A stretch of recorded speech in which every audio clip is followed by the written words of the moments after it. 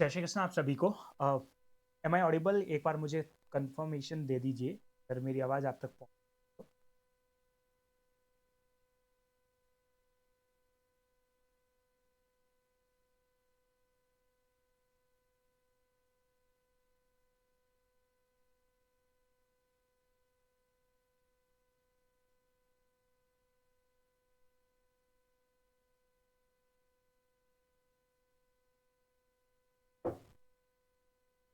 चले तो अभी हम लोग एक छोटे से डिस्कशन के लिए अब यहाँ पर इकट्ठे हुए हैं। डिस्कशन छोटा है, लेकिन मैं अगर एग्जाम की बात करूँ या एग्जामिनेशन पॉइंट ऑफ व्यू की बात करूँ तो तकरीबन तकरीबन दो क्वेश्चंस इस पर्टिकुलर टॉपिक में खासकर 5 अटेम्प्ट्स में, खासकर जब से इस इंस्टीट्यूट ने इस पर्टिकुलर स्टडी मटेरियल का नाम या इस बुक का नाम कंपनी लॉ एंड प्रैक्टिस रखा है ना, तब से लगभग हर अटेम्प्ट कम से कम दो क्वेश्चंस इस पर्टिकुलर सेगमेंट पूछ रहा है। टॉपिक का नाम या टॉपिक का मैं ये कहूँ कि कोई अलग से टाइटल नहीं है। आपने जितना कंपनी लॉ पढ़ रखा है उसी कंपनी लॉ के पार्ट में से इंस्टीट्यूट आपसे एक ड्राफ्टिंग मोड पर कुछ क्वेश्चंस। ड्राफ्टिंग, जब मैं बात करता हूं तो ड्राफ्टिंग का मतलब होता है कि आप अगर अपने से हिंदी में बोल रहे हैं तो हम हिंदी में कहते हैं सौदा तैयार करना। किसी भी चीज के लिए जिस चीज का आपको डिस्कस करना है या फिर वो चीज जो आप डिस्कस कर चुके हो उसे रिटर्न में लेना, अपन उसे ड्राफ्ट करना कहते हैं। जैसे आपको भी पता होगा, जब भी कोई एक्ट होता है ना, तो एक्ट बनने से पहले जब वो बिल बनता है तो बिल भी पहले ड्राफ्ट होता है। ठीक है। और ड्राफ्टिंग इतनी इंपॉर्टेंट क्यों होती है खासकर सीएस के लिए, मैं इतना बताना चाहूंगा कि जो भी रेजोल्यूशंस होते हैं ना, चाहे वो रेजोल्यूशन हो, चाहे वो मिनट्स हो, चाहे वो नोटिस हो, इन ड्राफ्टिंग की रिस्पॉन्सिबिलिटी कंपनी के अंदर अगर एक कंपनी है तो केवल और केवल सीएस की कहती है उस पर्टिकुलर चीज को ड्राफ्ट कर। अब इंस्टीट्यूट ने तुम्हारे कोर्स जो भी कंपनी के सेक्शंस उसमें उनसे रिगार्डिंग ड्राफ्टिंग के भी क्वेश्चन, जैसे कभी इंस्टीट्यूट पूछ लेता है कि कुछ रेजोल्यूशन ड्राफ्ट कर, कभी इंस्टीट्यूट पूछ लेता है कि नोटिस ड्राफ्ट करना है, तो कभी इंस्टीट्यूट ये तक भी पूछ रखा है कि सपोज अगर आपको आरडी को, आरओसी को या एनसीएलटी को एप्लीकेशन करनी पड़े या फिर किसी भी तरीके की कोई इंटीमेशन देनी पड़े, तो आप किस तरीके से उसको ड्राफ्ट करोगे, इस पर इंस्टीट्यूट ऑफ कंपनी सेक्रेटरी अपने कंपनी लॉ के पेपर पर एटलीस्ट, मैं कह रहा हूं अगर मैं पिछले 4 अटेम्प्ट की बात करूं तो कम से कम दो क्वेश्चन इसमें से लगभग हर अटेम्प्ट पूछे जा रहे हैं। तो अब इसकी ड्राफ्टिंग के लिए या इस ड्राफ्टिंग के क्या कुछ रूल्स हैं मैं आपको बताना चाहूंगा। तो मैं सबसे पहले कुछ पॉइंट्स मैं तुम्हें सिखाना चाहूंगा which will be for the resolution. सुनना, रिजोल्यूशंस होता क्या है पता है? मीटिंग के अंदर जो कुछ भी हुआ है उसकी रिकॉर्डिंग करना या उसको लिख लेना will be named as resolution. अगर मैं सिर्फ कंपनी लॉ की बात के अकॉर्डिंग रेजोल्यूशन बता रहा हूं, या फिर मैं ये कहूं कि सीएस एग्जीक्यूटिव का जो अभी एग्जाम हम लिखने वाले हैं उस कंडीशन में हमारे दिमाग में रहे कि रेजोल्यूशन का मतलब क्या होता है, record of decisions of meeting, कि भाई मीटिंग के अंदर क्या रिजोल्व हुआ उससे रिटर्न में लिखना will be named as a resolution as per the company act.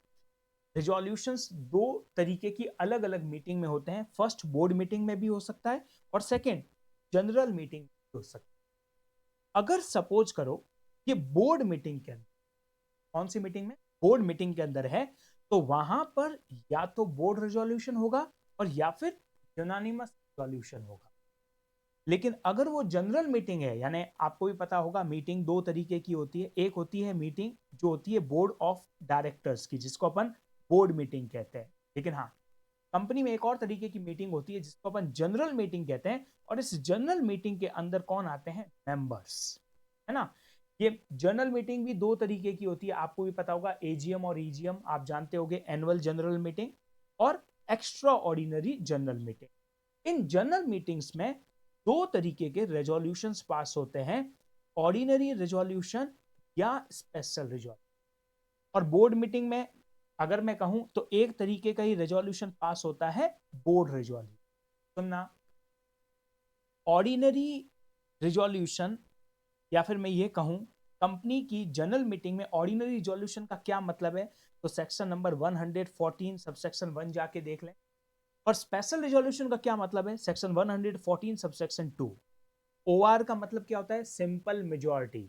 और स्पेशल रेजोल्यूशन का क्या मतलब होता है, जब अगेंस्ट के 3 टाइम्स फेवर में होते हैं तो वो स्पेशल रेजोल्यूशन रहता है।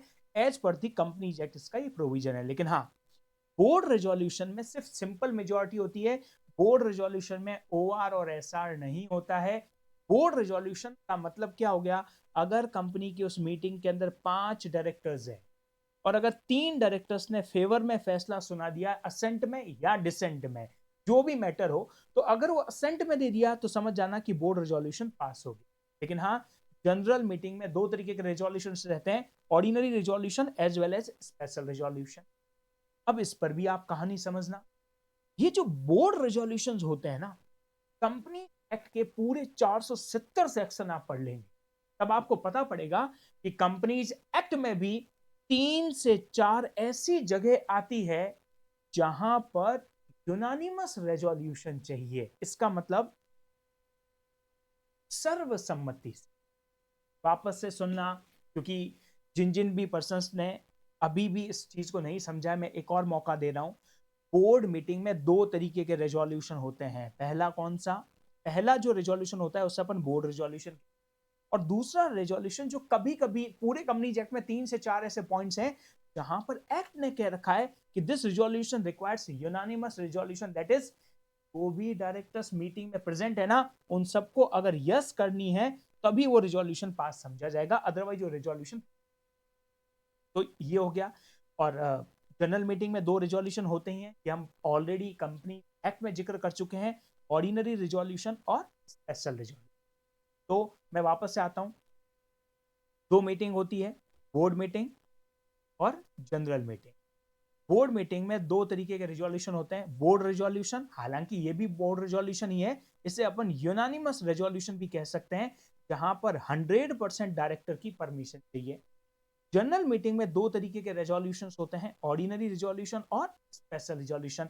इनके बारे में सीखना है तो कंपनीज एक्ट का सेक्शन 114 सबसेक्शन 1 और 2 जाके देख लें, तो यू विल बी नोइंग कि ओआर क्या होता है और एसआर क्या होता है। अब सवाल आया, सवाल ये नहीं है कि रेजोल्यूशंस क्या हैं, किस तरीके से हैं, सवाल ये आता है कि रेजोल्यूशन किस तरीके से ड्राफ्ट करना है। आज का जो हमारा ये सेशन है ना, ये ड्राफ्टिंग के ऊपर है। अब सवाल बोलते वक्त भी मैं अंदर से ये जानता हूं कि ये पॉसिबल ही नहीं है कि कोई पर्सन किसी भी दूसरे पर्सन को, जब तक कि दूसरे पर्सन के पास भी पूरे लॉ का फुल ऑन नॉलेज ना हो, ड्राफ्टिंग को याद नहीं करवा सकता और न ही ड्राफ्टिंग को कोई सिखा सकता। Drafting is the subject matter of practice. मैं भी प्रैक्टिस कर रहा हूं, अभी तक प्रैक्टिस कर रहा हूं, मेरे सीनियर अभी तक प्रैक्टिस कर रहे हैं, जिन जिन के पास में नए नए तरीके के रेजोल्यूशंस आते हैं, ये प्रैक्टिसिंग का सब्जेक्ट मैटर है। लेकिन हाँ, कुछ ऐसे फॉर्मूलाज हैं, या फिर मेरी तरफ से मैं ये कह सकता हूं कि मैं आपकी केवल उस 8 नंबर के लिए हेल्प कर सकता हूं।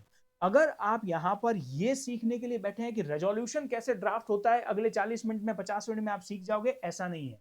लेकिन मेरा टारगेट है मेरे स्टूडेंट्स जिनको ये 8 नंबर दिलवाने, उसके लिए मैं आपको एक फॉर्मूला बताने वाला हूं। If you will follow that formula ना, आपकी ड्राफ्टिंग का पार्ट सही हो सकता है या फिर आप उसके पार्ट को सही कर सकते हैं। सुनना, सेक्रेटरी स्टैंडर्ड, सुनना, अगर आपकी जनरल मीटिंग है, ठीक है ना, तो जनरल मीटिंग में आपको ओआर चाहिए या एसआर चाहिए, ऐसा नोटिस के अंदर लिखना कंपलसरी है, ऐसा हमारा सेक्रेटरी स्टैंडर्ड कहता है।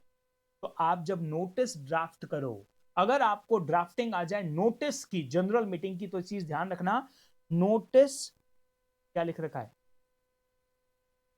शैल, शैल है, clearly specify the the nature of meeting, पहली बात सुनना, ये बात हो रही है तब जब आप नोटिस आगे चल के ड्राफ्ट करना सीखोगे। नोटिस के अंदर किस नेचर ऑफ मीटिंग है उसको बताना जरूरी है, plus the business to be transacted, कौन सा बिजनेस तुम ट्रांजेक्ट कर रहे हो, इससे भी क्लैरिफाई करना जरूरी होता है नोटिस में। और अगर कंपनी की मीटिंग के अंदर कोई स्पेशल बिजनेस है, यानी अगर उस नोटिस में अगर कोई स्पेशल बिजनेस है, तो आपको पता है ना एक और चीज अटैच करनी पड़ेगी जिसका नाम क्या है, एक्सप्लेनेटरी स्टेटमेंट। सुनना, ये दो बातें हो रही थी रेजोल्यूशंस के लिए, ठीक है, ये जो बात हो रही है वो नोटिस के लिए हो रही है। और नोटिस का एक सिंपल सा रूल है कि नोटिस के अंदर हर एक चीज, day, time, place, agenda clearly mention होना चाहिए, कौन सा बिजनेस आप ट्रांजेक्ट कर रहे हो वो लिखा हुआ होना चाहिए। अगर उस नोटिस में स्पेशल बिजनेस है, if the company is going to be discuss the special business, तो स्पेशल बिजनेस के साथ एक्सप्लेनेटरी स्टेटमेंट को लिखना भी कंपलसरी होगा, ठीक है ना। चलें, अब अपन रेजोल्यूशन या फिर जब भी कोई बोर्ड मीटिंग होती है या जब भी कोई जनरल मीटिंग होती है ना, तो उसका एक बेसिक प्रोसेस होता है। बेसिक प्रोसेस, सबसे पहले एक प्रपोजल होता है, प्रपोजल होने के बाद में नोटिस दिया जाएगा। नोटिस किसको दिया जाएगा, अरे भैया या तो शेयर होल्डर को दिया जाएगा अगर जनरल मीटिंग है तो, और अगर डायरेक्टर्स को दिया जाएगा अगर डायरेक्टर्स की मीटिंग है तो। उसके बाद फिर जनरल मीटिंग कन्वे की जाएगी, चाहे वो जनरल मीटिंग हो चाहे वो बोर्ड मीटिंग, ठीक है ना। उसके बाद में प्रेजेंटेशन होगा और डिस्कशन होगा, यानी मीटिंग के अंदर पर्टिकुलर डिस्कशन किया जाएगा, फिर होगी वोटिंग प्रोसेस, और फाइनली होगा डिक्लेरेशन ऑफ रिजल्ट। तो ये 6 प्रोसेस हर मीटिंग के अंदर होते हैं। अब सुनना, इस 6 में से कभी 7 हो जाते हैं, कभी 10 हो जाते हैं, बट मोर लेस ये 7 स्टेप तो रहते हैं।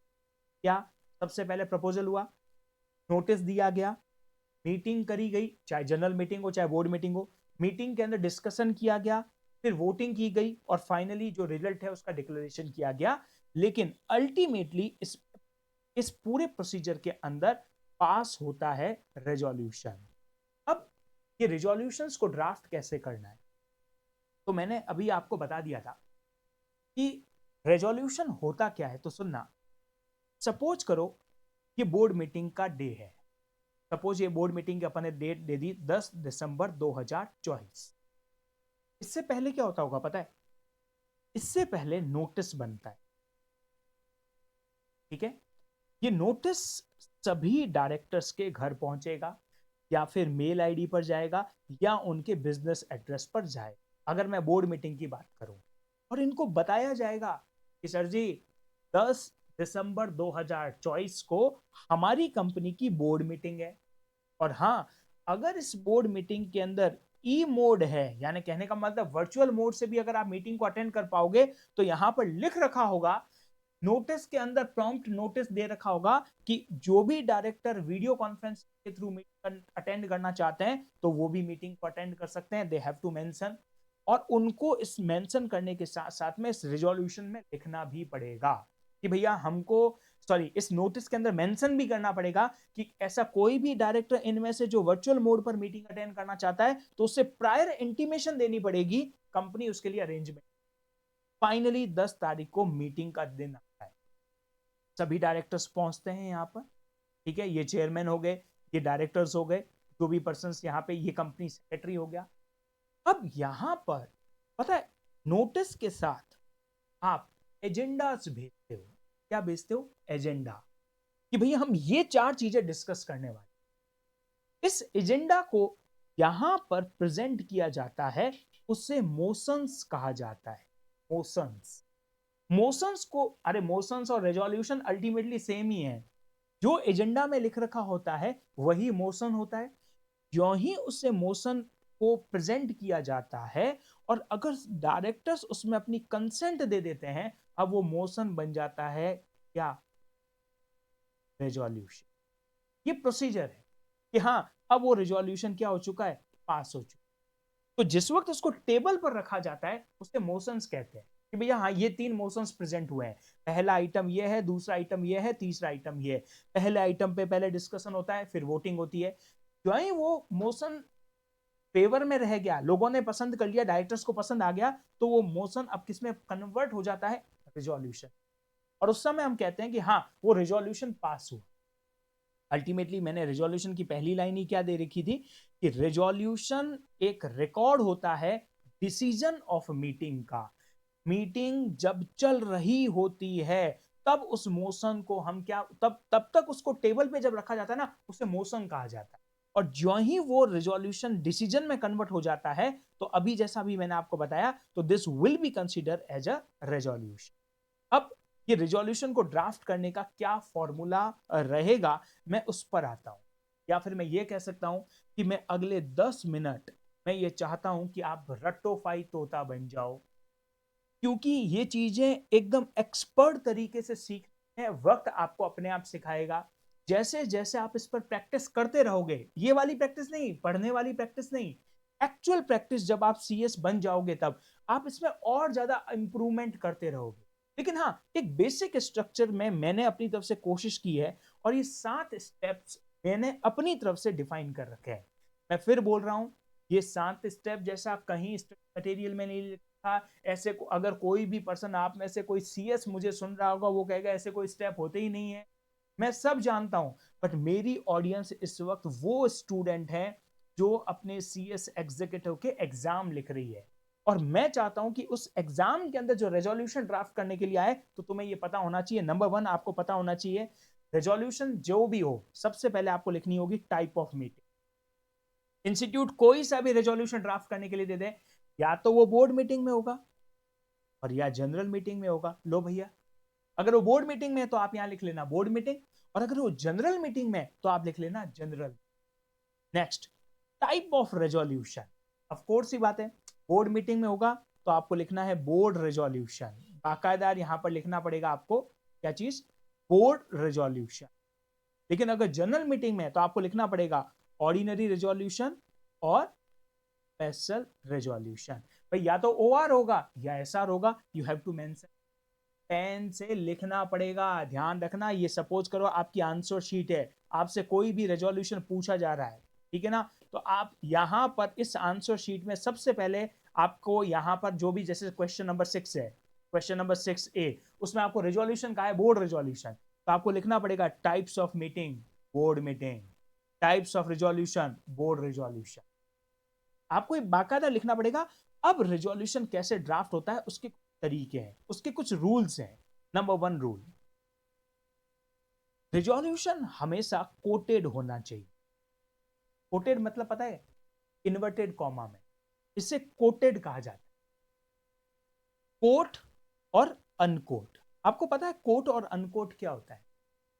जैसे सपोज करो मैं आपको ऐसा बोलता हूं, मिस्टर ए आपके बारे में ऐसा ऐसा बोल रहा था, तो इस बात पे कभी भी यकीन मत करना, क्योंकि हो सकता है कि कुछ शब्द मैं अपने खुद के जोड़ दूं।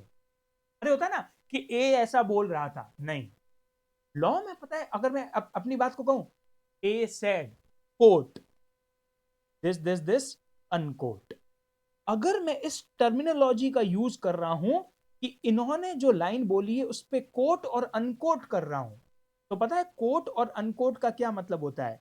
मैं वही का वही बोल रहा हूं जो वहां बोला गया है।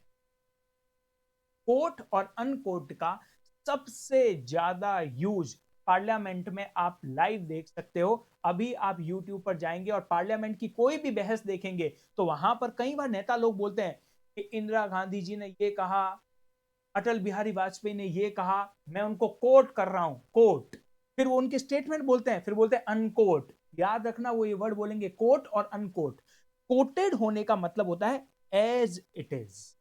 तो आपको पहला स्टेप करना है, कोट लगाना है। रिजोल्यूशन हमेशा कोटेड होना चाहिए कि भाई क्या पास हुआ है, एज इट इज। आप उसमें एक वर्ड को भी चेंज नहीं कर सकते।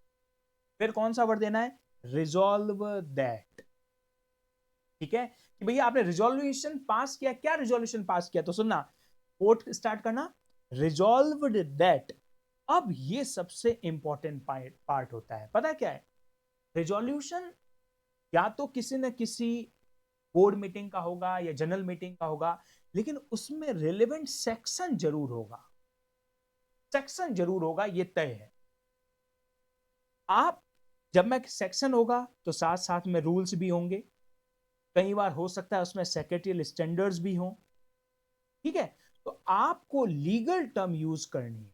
कैसे यूज करनी है सुनना, resolve that pursuant to provision of section, जो भी वो सेक्शन लग रहा है of the companies act 2013, read with all the applicable rules amended till date. भैया जी, ये जो मैंने ब्लैक या फिर मैं कह रहा हूं ग्रीन अंडरलाइन मैंने जो हाईलाइट किया ना, इस शब्द को ऐसा कैसा रट लो। तो ना सेक्शंस कोई सा भी हो, जैसे सपोज करो अल्टरनेटिव डायरेक्टर अपॉइंट करना है तो ये लो 161, मैं सब सेक्शन पे जा ही नहीं रहा हूं। एडिशनल डायरेक्टर अपॉइंट करना है 161। अब पता है ना, सपोज करो आपको रिजोल्यूशन आता है, रिजोल्यूशन पास करो फॉर एडिशनल डायरेक्टर अपॉइंटमेंट का, तो आपकी क्या लाइन होगी, resolve that the pursuant to the provision of section number 161 of the companies act 2013, read with all applicable rules as amended till date, the board of director of the company be and is here authorised. उसके बाद आप अपना आगे का पूरा जो भी आपका प्रपोजल है, जो भी आपका रेजोल्यूशन है, माफी चाहूंगा, आप उसको लिख सकते। लेकिन आपकी जो शुरुआत है ना, वो या तो ऐसे होनी चाहिए और या ऐसे होनी चाहिए। सेकंड वाला क्या है पता है, कई बार ऐसा हो जाता है कि आपका मैटर या जो भी आप रेजोल्यूशन पास कर रहे हैं ना, ये बोर्ड रेजोल्यूशन से तो पास हो रहा है, लेकिन बाद में जनरल मीटिंग की भी अप्रूवल चाहिए और या किसी अथॉरिटी की भी अप्रूवल चाहिए। तो पता है आपको कौन से शब्द यूज करना है, resolve that in terms of the provision act 2013, फिर वही line, read with the all applicable rules amended till date and subject to permission of members। ये देखो, यानी ये बोर्ड रिजोल्यूशन तब वैल्यूएबल माना जाएगा जब मेंबर्स की अप्रूवल होगी। जैसे सपोज करो ईएसओएस इशू करना है, तो ईएसओएस इशू करने का सबसे पहले क्या फॉर्मूला होगा, इसोस सबसे पहले बोर्ड रिजोल्यूशन में होगा, लेकिन बोर्ड रिजोल्यूशन में क्या लिख रखा होगा, subject to the provision of companies act, या फिर आप लिख सकते हो resolve that pursuant to the section number 62 subsection 1B of Companies Act 2013 and read with the all applicable rules amendment till date and subject to the permission or approval of the members। यानी ये जो word आप लिखोगे ना, subject to the permission, इसका क्या मतलब है, आप श्योर नहीं हो कि मेंबर्स उसको हाँ करेंगे या नहीं करेंगे, यानी ये बोर्ड रेजोल्यूशन तब वैलिड माना जाएगा जब जनरल मीटिंग के अंदर मेंबर्स अप्रूवल दे देंगे।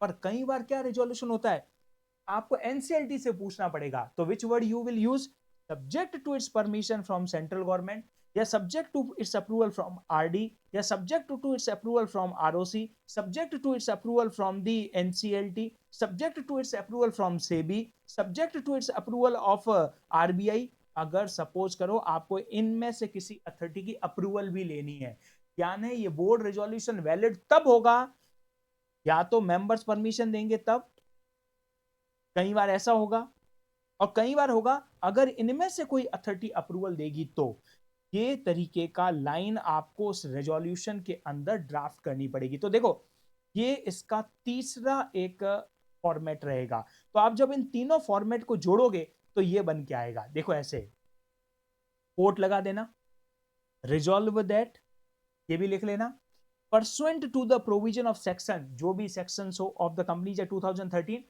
अब कोर्स की बात, तो सेक्शन के साथ रूल्स भी होंगे, and read with all the applicable rules made और अमेंडेड टिल डेट। ये लाइन तो आपको लिखनी ही लिखनी एग्जाम में। The board of director of the company be and is here authorised. अभी अपन इसके कुछ फॉर्मेट पढ़ेंगे, तब आप 3-4 जब फॉर्मेट पढ़ोगे ना, तब आपको ये समझ में आएगा कि मैं इस स्टेप को ऐसे क्यों सिखा रहा हूं। तो मुझे बताओ, क्या ये 3 स्टेप का आपको एक चीज क्लियर हुआ, स्टेप है कुछ नहीं। पहला स्टेप है प्लीज कॉमा इन्वर्टेड कॉमा में लिखना, दूसरा पहला वर्ड स्टार्ट होगा रिजॉल्व दैट से, तीसरा आपको कंपनीज एक्ट का सेक्शन, कंपनीज एक्ट के रूल्स को रेफर करना पड़ेगा।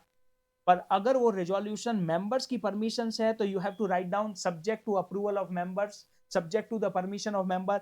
अगर वो रेजोल्यूशन तब माना जाएगा जब आरडी से पूछा जाए, तो लिखना पड़ेगा subject to its approval from RD. ठीक है, ये 3 स्टेप जो अभी अपन ने पढ़े, ये आपको इंप्लाई अगर आप करोगे तो इसका मतलब आपके रेजोल्यूशन का स्टार्टिंग पार्ट सही हो चुका है। कौन सा part? Number 1, types of meeting आप लिख लोगे, टाइप्स ऑफ रेजोल्यूशन आप लिख लोगे, कोटेड से स्टार्ट कर लोगे, रिजॉल्व दैट वर्ड लिख लोगे, उसके बाद वो रिलेवेंट सेक्शंस और रूल लिख लोगे, ठीक है ना। अब आता है इसका फोर्थ पार्ट। कई बार रेजोल्यूशन एक पैराग्राफ में पूरा नहीं होता, तो आपको अगर अपनी अपनी बात और आगे लिखनी है तो आपको विच word you will use, further resolve that. कई बार क्या होता है, मैं एक रिजोल्यूशन में 2-3 बातों पर रिजोल्यूशन पास करता हूं, उस मीटिंग में 2-3 चीजों को पास किया, तो पहला पैराग्राफ के बाद फिर मेरे को दूसरा और पैराग्राफ लिखना है, तो मुझे लिखना पड़ेगा फर्दर रिजॉल्व दैट। फिर तीसरा पैराग्राफ लिखना है, further resolve that, further resolve that. तो ये वर्ड भी आपको देना है। अब सुनना, हमेशा ये वाला रेजोल्यूशन तो आएगा ही आएगा। क्या? जब भी कोई रेजोल्यूशन पास होगा, सुनो, उस रेजोल्यूशन के बाद क्या होगा मुझे बताओ। या तो बोर्ड रेजोल्यूशन होगा, या ऑर्डिनरी रिजोल्यूशन होगा, या स्पेशल रिजोल्यूशन, कोई सा भी रिजोल्यूशन होगा। मुझे बताओ इस रिजोल्यूशन पास होने के बाद क्या होगा, what will be the next action? क्या बता सकते हो? जैसे सपोज करो, बोर्ड रिजोल्यूशन हुआ एडिशनल डायरेक्टर अपॉइंट करने, बोर्ड रिजोल्यूशन हुआ अल्टरनेटिव डायरेक्टर अपॉइंट करने, बोर्ड रिजोल्यूशन हुआ फॉर एन एग्जांपल कोई भी कंपनी का जैसे 179 के अंदर इतने सारे पॉइंट्स है, कॉल करने का राइट्स, ये सब, ये बोर्ड रिजोल्यूशन। ऑर्डिनरी रिजोल्यूशंस भी बहुत सारे होते हैं, जैसे आपने अथराइज कैपिटल को इंक्रीज कर दिया। अरे, कंपनी जब भी अपनी अथराइज कैपिटल इंक्रीज करेगी तो ऑर्डिनरी पास करेगी। स्पेशल रिजोल्यूशन, जैसे कंपनी ने स्वेट इक्विटी शेयर्स पास किया हो सेक्शन नंबर 54 के अंदर। ये सपोज करो जब भी रिजोल्यूशन, इनके बाद क्या होता है, इनके बाद भी एक्शन होता है।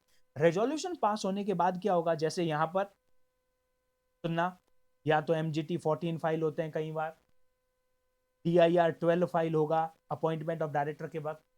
अगर आप स्वेट इक्विटी शेयर्स कर रहे हो तो भी आपने शेयर्स इशू किए हैं, आपको पास भी फॉर्म फाइल करना पड़ेगा। अरे अरे, शेयर्स इशू करोगे तो पास फॉर्म फाइल करोगे या नहीं करोगे? पास 3 पास, ये भी होगा। तो ये सभी रेजोल्यूशंस के बाद जब आप ये फॉर्म्स फाइल करोगे, ये फॉर्म्स कौन फाइल करेगा?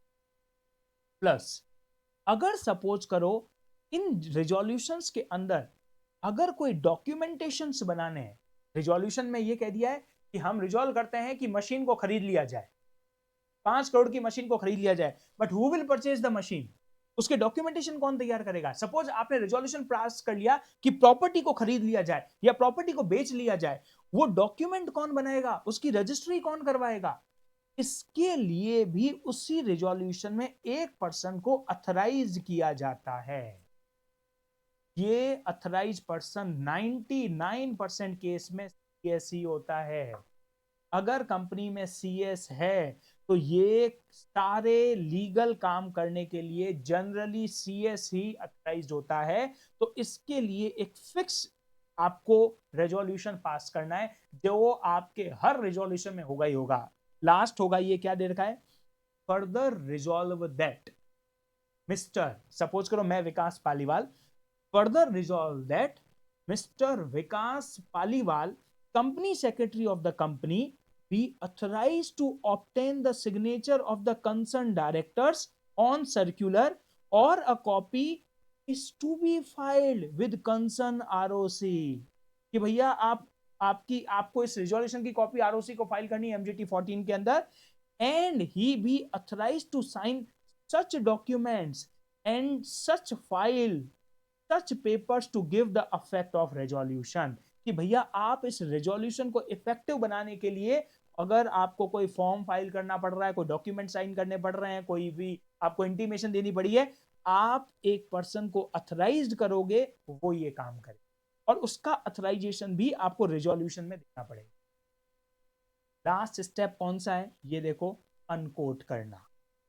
यानी इसके बाद यहां पर ऐसा अनकोट आएगा, तो कोट यहां से स्टार्ट हो रहा है, अनकोट यानी कहने का मतलब यहां से लेकर यहां तक आप एक वर्ड भी चेंज कर रहे हो। रेजोल्यूशंस का मतलब भी यही होता है, एज इट इज जो ये वहां पर पास हुआ है, ठीक है। और लास्ट के अंदर अगर आपको इसको रेजोल्यूशन की कॉपी किसी और को देनी है तो आपको ये कॉपी कौन सा डायरेक्टर दे रहा है, तो by the order of the board of director, जो भी कंपनी का नाम है वो डायरेक्टर उस पर अपने साइन करेगा और अपने डिन नंबर लिखेगा। तो this is the format for drafting the resolution. अब अगर मैं इसका रफ रेजोल्यूशन बताऊं, ये देखो, फर्स्ट टाइप ऑफ मीटिंग, फिर टाइप ऑफ रेजोल्यूशन, ठीक है, फिर कोटेड, याद रखना इस बात को, कोटेड, फिर कौन सा word, resolve that, pursuant to section number, pursuant to section number this of the Companies Act 2013 and rule made thereunder as modified till date, board of director of the company be and is here authorized, यानी board of director of the company be and is hereby giving consent, यानी जो भी शब्द है आपको यहां पर देने पड़ेंगे। फिर फर्दर रिजॉल्व दैट, इसके अलावा भी अगर आपको करना है तो आप further resolve that the Vikas Paliwal company secretary of the company be and is hereby authorized to file the all the forms with the concern ROC and to do all such act and to make all such deed and documentation as necessary to implement such resolution, ये कर कर आपको यहां पर unquote करना पड़ेगा। ये होता है रेजोल्यूशन। इस रेजोल्यूशन का क्या मतलब हुआ, अब आप ये जो मैंने इतनी कहानी करके स्टेप 1, स्टेप 2, स्टेप 3, स्टेप 4 ये सब बनाए हैं ना, ये आप कब समझोगे पता है, केवल 3 रेजोल्यूशन मैं अब आपको सिखाना चाह रहा हूं, मेरे शब्द नहीं, मैं कहीं नहीं लिखने वाला, ये आपको जो यहां लिख रखे हैं अपन इसको यहां पे पढ़ते हैं, ठीक है ना। अपन पहला रेजोल्यूशन पढ़ते हैं, क्या, to appoint a secretarial auditor. अब आपको ये पता होना चाहिए कि सेक्रेटरियल ऑडिटर का अपॉइंटमेंट बोर्ड ऑफ डायरेक्टर्स ही करते हैं। ये चीजें अब आपको पता होनी चाहिए कंपनी लॉ के अकॉर्डिंग कि भैया सेक्रेटरियल ऑडिटर का अपॉइंटमेंट केवल कौन कर सकते हैं, अरे यानी डायरेक्टर्स करते हैं, इसके लिए जनरल मीटिंग की जरूरत नहीं है। तो सुनना, रिजोल्यूशन सुनना, अपन इस प्रैक्टिसिंग कंपनी का नाम रख लेते हैं, सपोज करो एक प्रैक्टिसिंग कंपनी सेक्रेटरी है अमन, ये प्रैक्टिसिंग सीएस है, इससे कंपनी का सेक्रेटरियल ऑडिटर बनाना है। मैं वापस से बोलूं, एग्जांपल सुनना,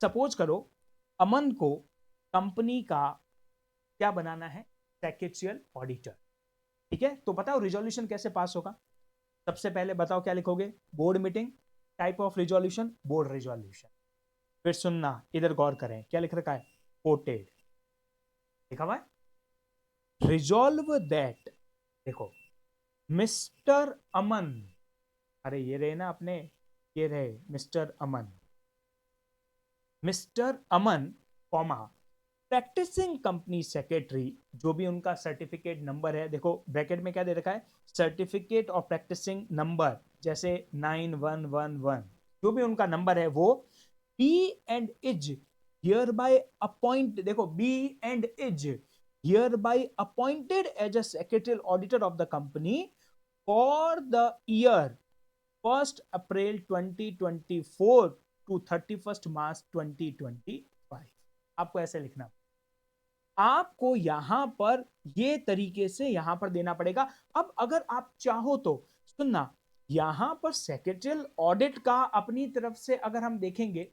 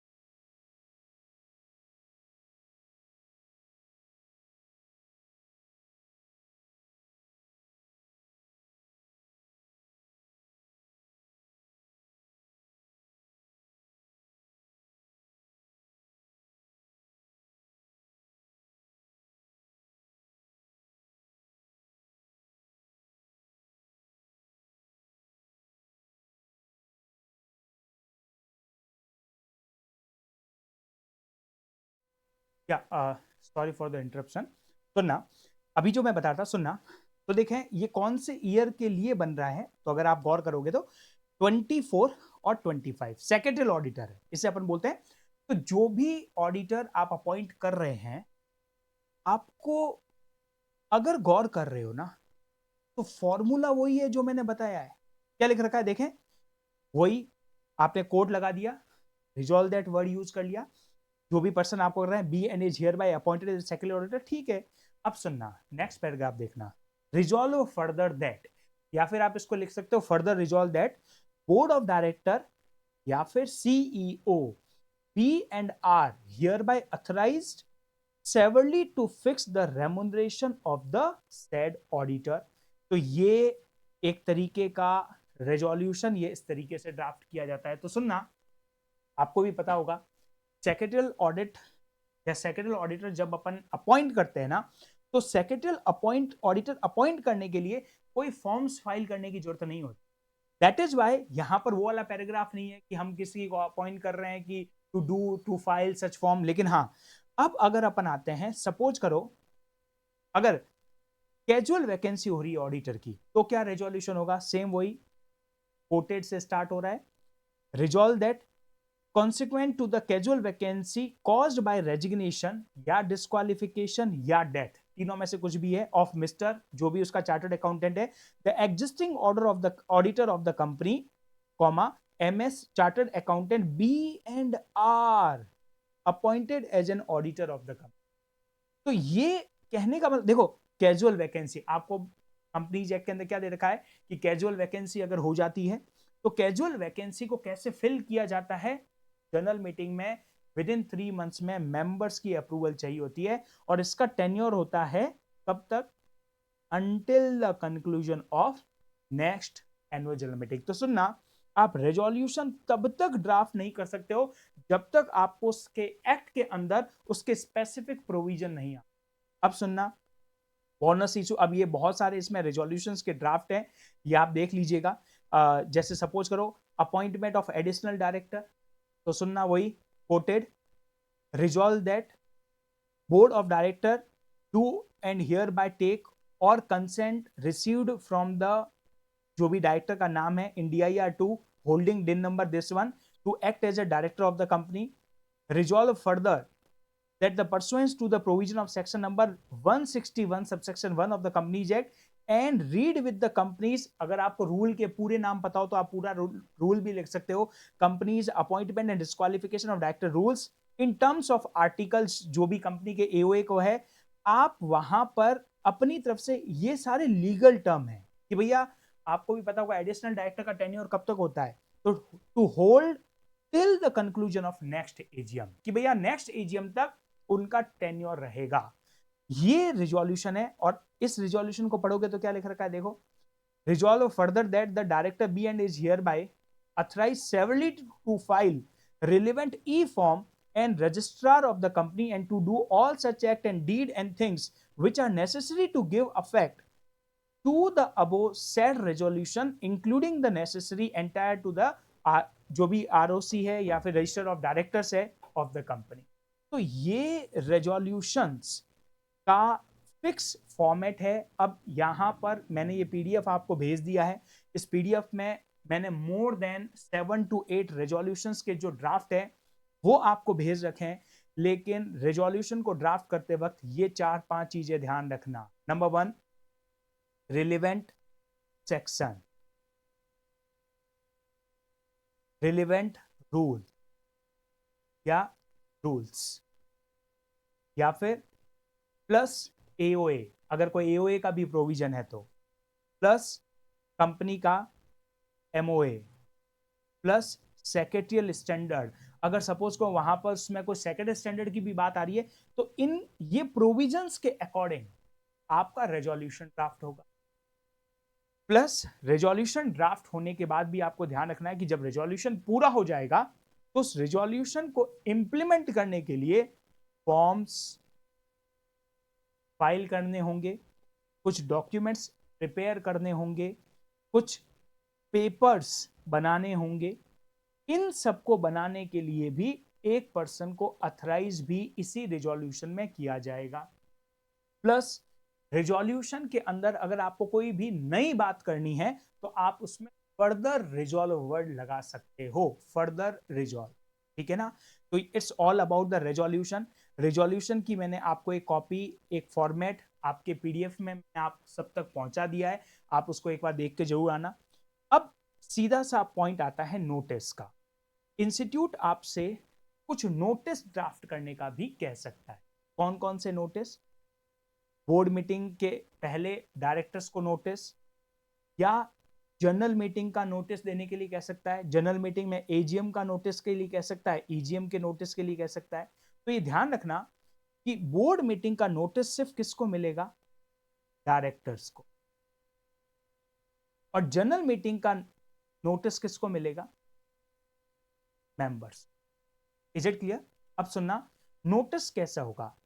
कुछ छोटी छोटी बातें ध्यान रखना जो आपको 4 में से 2 नंबर तो यही दिलवा देगी। नंबर 1, नोटिस हमेशा लेटर हेड पर होना चाहिए। पता है लेटर हेड क्या होता है? झूठा बना देना एग्जाम में। ऐसे आंसर शीट होगी, उस पर लिख लेना जो भी कंपनी का नाम दे रखा हो, PQR प्राइवेट लिमिटेड, एड्रेस लिख लेना पूरा, झूठे मोबाइल नंबर लिख लेना, मेल आईडी लिख लेना, फैक्स नंबर लिख लेना, ये बन गया उसका लेटर हेड। ये लेटर हेड जरूर बना के आना, यानी ये कंपनी के लेटर हेड पर जाता है नोटिस। अरे लेटर हेड समझ हो ना, जिसके ऊपर वो ऊपर उसकी पूरी कंपनी के एड्रेस, कंपनी की डिटेल लिख रखी होती है, उसे अपन लेटर हेड कहेंगे, ठीक है ना। सबसे पहला काम लेटर, फिर उस पर डेट लिखना मत भूलना, नोटिस कितनी तारीख को भेजा जा रहा है। प्लस अब किसको भेजना है? टू नेम ऑफ डायरेक्टर, और अगर मेंबर को भेजा जा रहा है तो to name of member, plus उसका एड्रेस। ये ड्राफ्टिंग ऐसे होती है, अगर बोर्ड मीटिंग भेजे हो तो टू मिस्टर अमन, एड्रेस उनका उनका आपको एड्रेस देना पड़ेगा यहां पर। फिर सब्जेक्ट, सब्जेक्ट वर्ड वहां पर होना चाहिए, फिर वही डियर सर, और फिर नोटिस का एक फिक्स चीज ध्यान रखना, नोटिस में ये चीज होनी चाहिए, डे, टाइम, प्लेस और एजेंडा। अगर जैसे notice is hereby given that a meeting of board of director of the company is scheduled to be held on day, date, time, place, ये लिखना। जैसे अगर सपोज करो जितनी तारीख को, जितने बजे, जिस जगह और जिस दिन को हो रही है, आपको ये लिखना पड़ेगा। और लास्ट में ध्यान रखना कौन उसको साइन कर रहा है, ये इंपॉर्टेंट है। तो कंपनी का नाम, जैसे फॉर जो भी ABC प्राइवेट लिमिटेड, नाम जैसे विकास पालीवाल हो गया, और डेजिग्नेशन कंपनी सेक्रेटरी, और वहां पर साइन तो हो नहीं सकते तो आप SD करके आ जाए, ठीक है। तो this is the format to draft the notice. अब सुनना, ये जो फॉर्मेट है ना, कोई एकदम कोई मैथमेटिकल फॉर्मेट नहीं है, पर जनरली नोटिस आपको ये चीजें लिखोगे ना, आपको नोटिस के ऊपर ऐसे लिखना है, notice of board meeting, notice of general meeting, notice of AGM, notice of EGM.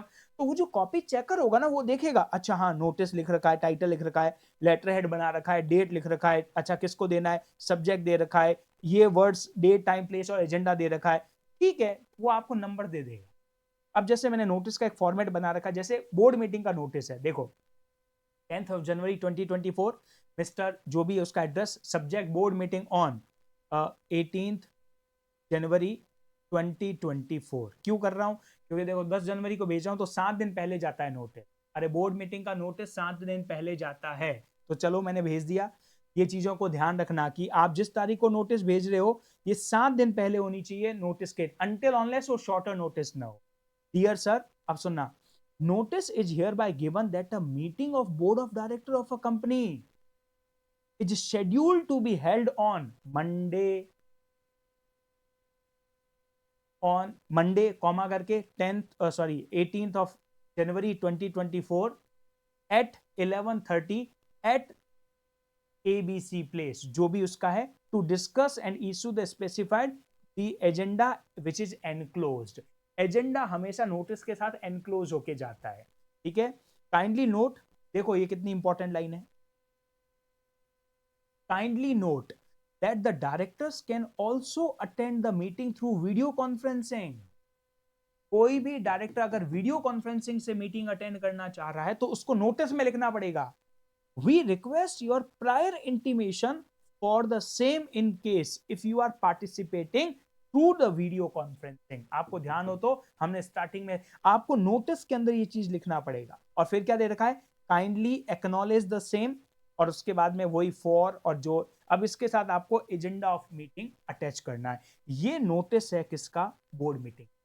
ये बोर्ड मीटिंग के नोटिस का फॉर्मेट भी एक हल्का सा फॉर्मेट मैं आपको पीडीएफ में भेज चुका हूं कि इसको किस तरीके, अब ऐसे एक दो नोटिस आप देख लोगे ना अपनी आंखों से तो आपको चीजें समझ में आ जाएगी। अब अगर ईजीएम का नोटिस है, देखो ये मैंने एक्चुअल नोटिस निकाल दिया, ये है इसका लेटर हेड, जो भी है कंपनी लेटर हेड, समझ गए ना, Chirayu broadcast network limited, formally known है, जो भी इसका नाम था, ये इसका सिन नंबर हो गया, ये लेटर हेड कहते हैं। अब देखो notice of what, notice of EGM. अब पढ़ना, notice is hereby given that N extraordinary meeting of the members of, जो भी कंपनी है, will be held on Sunday 12th of December 2015 at its registered office at this place at 12 noon or PM to transact the following business. Number one, special business. Item number one, तो यहां लिख रखा है, to consider and thought fit to pass with or without modification the following resolution as a special resolution. मैंने आपको बताया था कि अगर आपका ओआर पास होना है ऐसा, आपको वहां पर नोटिस में लिखना पड़ेगा, वही देखो, resolve that pursuant to the provision of section 13, इसका मतलब कोई अमेंडमेंट, कोई अल्टरेशन हो रहा है, और एप्लीकेबल जो भी दे रखा है, और the centre with the sorry और the reenactment there for time and subject to the approval of central government और any authority as may be necessary, comma the consent of the members. यहां पर ध्यान रखना, जनरल मीटिंग में consent of members है, जबकि वहां पर बोर्ड मीटिंग में कंसेंट ऑफ डायरेक्टर्स होता है या अप्रूवल ऑफ डायरेक्टर्स होता है। यहां पर consent of members, be and is hereby given to change the name of company from this to this. अब इसमें सीधा लास्ट पैराग्राफ पढ़ना, तो ये वाला मैं आपसे रिक्वेस्ट करूंगा इस पैराग्राफ को जरूर पढ़ो। क्या लिखा हुआ है, resolve that any act of the company B and A is hereby authorized to make the necessary application to the central government for the approval of the aforesaid name and to take the all such step and may require to give effect the resolution। ये लिखना ही लिखना है, ये section से अपने आप आ जाएगा। और फिर सुनो, वही by the order of the company, फिर कंपनी का नाम, फिर इसका नाम, फिर उसका जो भी डेजिग्नेशन है, ये इसके साइन, और ये डेट और प्लेस नोटिस के अंदर। तो ये नोटिस इस तरीके से ड्राफ्ट होगा। अब आपको भी पता होगा, चूंकि ये नोटिस है ईजीएम का, तो इसके अंदर नोट भी होंगे। अब नोट कौन सा होगा, वही प्रॉक्सी वाला नोट आपको देना ही पड़ेगा कि प्रॉक्सी 48 आवर्स के अंदर कर सकता है। प्लस इसमें एक्सप्लेनेटरी स्टेटमेंट भी होगा। अगर आप देखोगे ना तो you will find the explanatory statement. ये देखो, ये रहा। ये डिपेंड करता है कि आपका कितने मार्क्स का क्वेश्चन आता है। Are you understanding the point? तो ये तरीके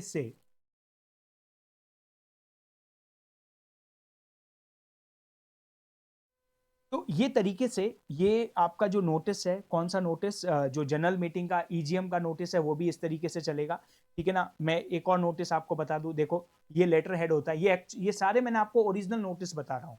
ये देखो, ये लेटर हेड है, ये कंपनी का लेटर हेड हो गया। सेम ऐसा ही नोटिस हो गया। ये नोटिस के अंदर जो जो रिजोल्यूशन है, देखो, to consider and if thought fit to pass with or without modification the following resolution as a special resolution। देखते हैं अगला कौन सा है, to consider and if thought fit to pass with or without modification the following resolution as a special resolution, यानी ये भी special resolution के लिए। to appointment of CEO, ठीक है, to consider and, अब देखो, to consider an appointment of जो भी डायरेक्टर है if thought fit to pass with or without modification the following resolution as an ordinary resolution। तो अगर आपको ऑर्डिनरी रिजोल्यूशन चाहिए तो ऑर्डिनरी रिजोल्यूशन। तो ये, और रिजोल्यूशन के बाद में प्लेस और उसका डेट आएगा, कितनी तारीख को भेजा जा रहा है। ये ध्यान रखना, जितनी तारीख को तुम भेज रहे हो और जिस दिन तुम मीटिंग लिख रहे हो, उसके बीच में क्लियर 21 डेज का ब्रेक होना चाहिए, अगर वह मीटिंग है जनरल मीटिंग। लेकिन अगर वो नोटिस डायरेक्टर्स का है तो मिनिमम क्लियर 7 डेज का ब्रेक होना चाहिए, यानी गैप होना चाहिए।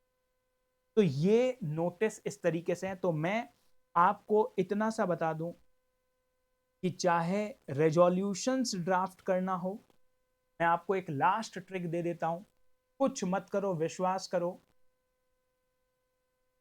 4 रेजोल्यूशंस कोई से भी 4 रेजोल्यूशन बोर्ड मीटिंग के पढ़ के चले जाओ, कुछ नहीं करना, कोई लिखना नहीं है। सुन लो पहले पूरी बात। 2 रेजोल्यूशंस जनरल मीटिंग के पढ़ के चले जाओ। 4 रेजोल्यूशन बोर्ड मीटिंग के। बोर्ड मीटिंग के 4 रेजोल्यूशन मैं बता सकता हूं ना, appointment of secretarial auditor, appointment of additional director, appointment of ये आपका अल्टरनेटिव डायरेक्टर, ठीक है ना। जो भी बोर्ड रेजोल्यूशन, जो भी आपको लग रहा है, जो भी चीजें बोर्ड रेजोल्यूशन के थ्रू हो सकती है, जैसे कॉल ऑफ शेयर्स, ठीक है ना, ये 4 रेजोल्यूशन आप बोर्ड रेजोल्यूशन के पढ़ लो और 2 रेजोल्यूशन जनरल मीटिंग के पढ़ लो, तो आपके क्लियर हो जाएंगे कॉन्सेप्ट। आपको पता पड़ जाएगा कि इसको कोटेड लिखना है, resolve that, further resolve that, और आपको यह ध्यान रखना है कि लास्ट रिजोल्यूशन का जो फर्दर रिजॉल्व होगा उसमें लिखना है किसी भी एक पर्सन को ऑथराइज कर लेना फॉर्म फाइल करने के लिए, डॉक्यूमेंटेशंस बनाने के लिए, कोई भी एप्लीकेशंस या जो भी फर्दर जो for the practically implementation of such resolution, जो भी act such deed as necessary to execute such resolution, उसके लिए आप एक पर्सन को ऑथराइज जरूर कर लेना।